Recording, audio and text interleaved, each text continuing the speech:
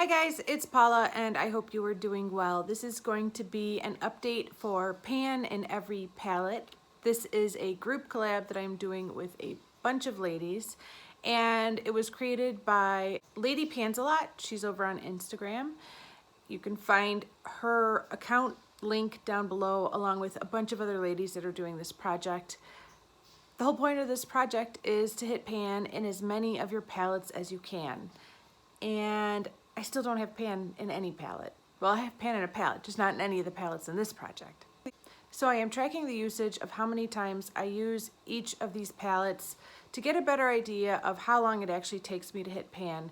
I think it's pretty much agreed upon that I am a slow panner. So I just want to see how often I'm using these palettes and trying to get regular use out of them, at least on a monthly basis, because some of these are expensive.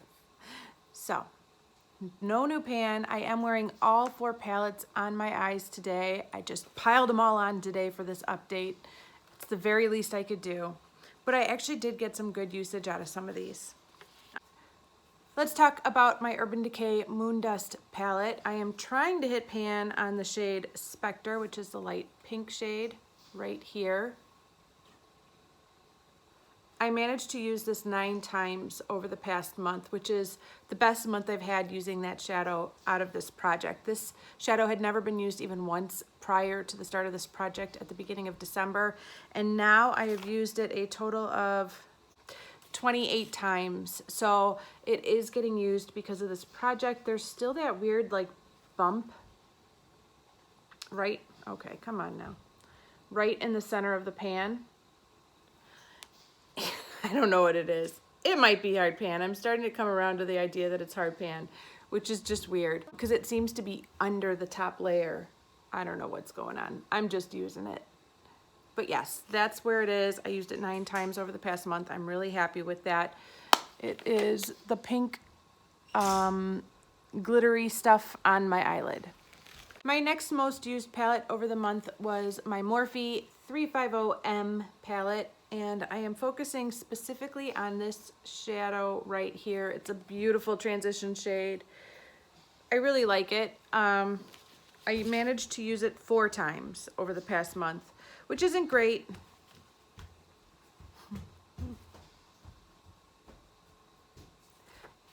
That only makes a total of 10 times that I have used this shadow since the start of this project, but you guys know that is 10 more times than I would have used it if I wasn't doing this project. So I guess I am happy with that. It's looking a little roughed up. It's a little bit more of a pretty shade than it picks up on the camera. It looks a little blah. I mean, it is a blah shade, but it's a little prettier in real life than it looks on the camera. The next shade that I used the most, and I use air quotes because I only used it twice, including today, is the shade from my Mothership Subversive palette from Pat McGrath. I am trying to hit pan on this shadow right here. It is a gorgeous shadow. It's what's all over my eyelid, but it still looks pretty much brand new. Since the start of this project, I've used that shadow a total of